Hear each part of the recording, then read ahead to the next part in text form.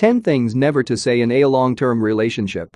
Most advice on what not to say to your partner circle around avoiding taboo topics and off-limits prodding. While those tips are certainly helpful, there are deeper, more cutting questions that are even more crucial to avoid. If all you do is steer clear of these 10 questions, your relationship will be dramatically more fulfilling and rewarding than average. 1. What's wrong with you? Why are you always doing that? It's never a good idea to make a negative judgment or a blanket condemnation of your partner. All that does is reinforce the exact negative behaviors you're trying to change because your judgments incentivize them to isolate from you. Rather than attacking your partner personally for what you don't like, share what you do like and how you would feel or do feel when they do those things.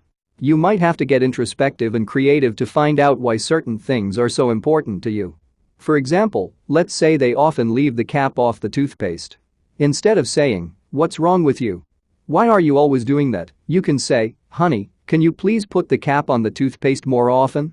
It might seem silly, but when you do that, I really feel cared for by you. Then, the next time they put the cap on, feel that joy of being cared for and let it make you happy. Go give them a big hug and kiss.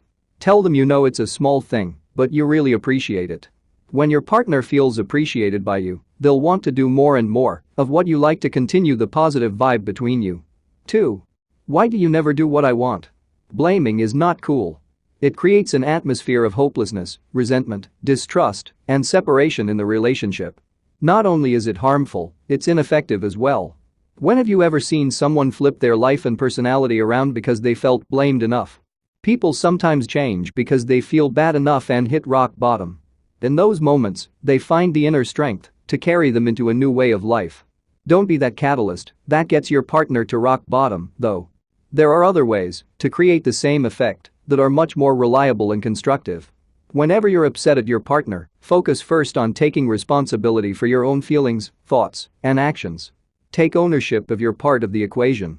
Instead of dwelling on what you think your partner is doing wrong, shift your focus to how you might be able to improve the relationship. Once you're more solution-minded and you're clearer on the situation as a whole, approach your partner with open, transparent communication and a collaborative stance so you can find a solution that makes both of you happier. 3. And 4. Why are you so annoying, lazy, ungrateful, selfish? Why aren't you better, kinder? When you're upset, don't personally attack your partner. It's just not helpful. You're with them, the whole package of them. They're with you, the whole package of you. If you're together, then you're a match on some level. If you want the quality of your relationship to improve, it starts with how you communicate. Dr. Marshall Rosenberg, author of Nonviolent Communication, says that the most helpful way to communicate with your partner is to honestly express and empathetically receive. Honestly express how you are and what you would like without using blame, criticism, or demands. When your partner speaks to you, focus on empathetically receiving how they are and what they would like without hearing blame, criticism, or demands. This kind of communication is based on openness, honesty, and understanding, which nurtures the relationship. 5. Why can't you just relax? If your partner is in a fight or flight response, they can't just relax on command. If they're stressed, something is bothering them. Otherwise, they would be relaxed. There are a myriad of reasons why your partner might be upset, and even though you would naturally want them to be more relaxed, saying that curtly in the heat of the moment is unlikely to get the result you're going for.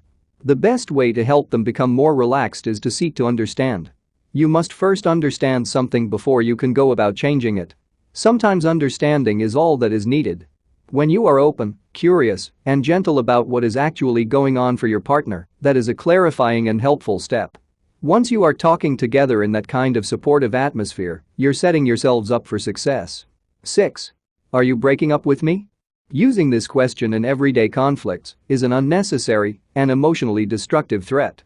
Oftentimes people ask that question not to gain genuine clarity, but to escalate the conversation by introducing the threatening possibility of breakup themselves. If you actually want to break up right there, then you can say so and follow through with it. Otherwise, ask genuinely clarifying questions of the other person. If it feels too heated right then, take a step back, reevaluate as objectively as possible, and discuss the matter again once the atmosphere has calmed. If you really are afraid your partner is breaking up with you, you can say simply, "Honey, I'm afraid. Let's take a few minutes and come back once I've calmed down." Once you've calmed down a bit, you can ask, "What are you feeling right now?"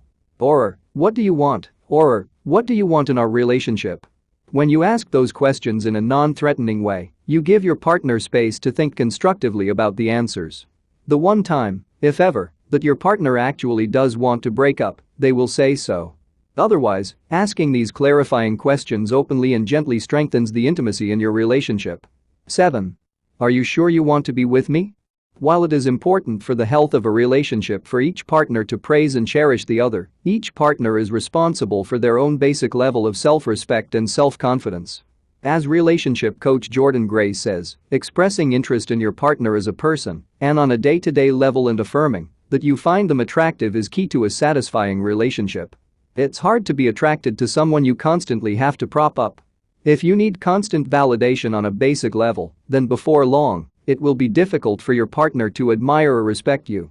The solution is to make sure that you would want to be with you and that you already enjoy being yourself. When you feel great in your own skin, it's much easier for you to have the clarity of mind to actually assess whether the person you're with is a great match for you and genuinely appreciates you. 8. And 9. Can I trust you? Are you telling me the truth?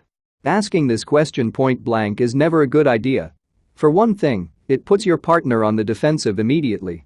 For another thing, you can never trust the answer you're getting. This is because, if you're not fundamentally sure you can trust someone, then asking them whether or not you can trust them will only drive you crazier.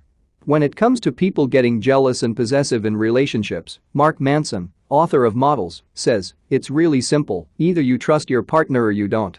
If you trust your partner, then shut your mouth. If you don't trust your partner, do everyone a favor and dump them. Well, what if I trust them, but they lie to me anyway? Then trust that one day you will find out. Dishonest people cannot hide their dishonesty forever.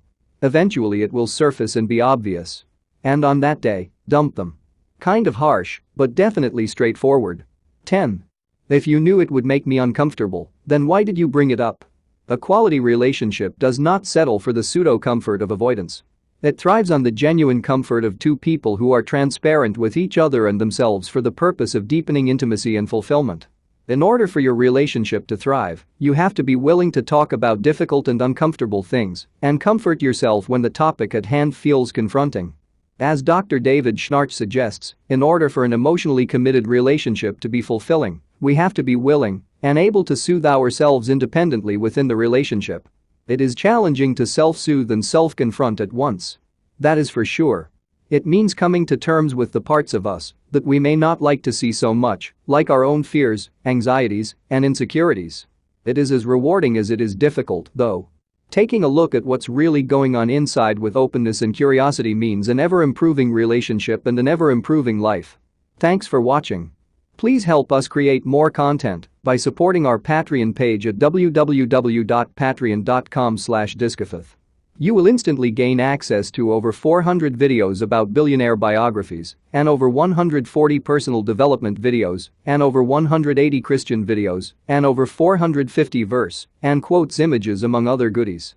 If you enjoyed this video, please leave a comment, like this video, share this video, and subscribe to this channel and hit the notification bell to never miss another video. You can also check out our second channel, Discofith. Link is in the description. Thank you and God bless you.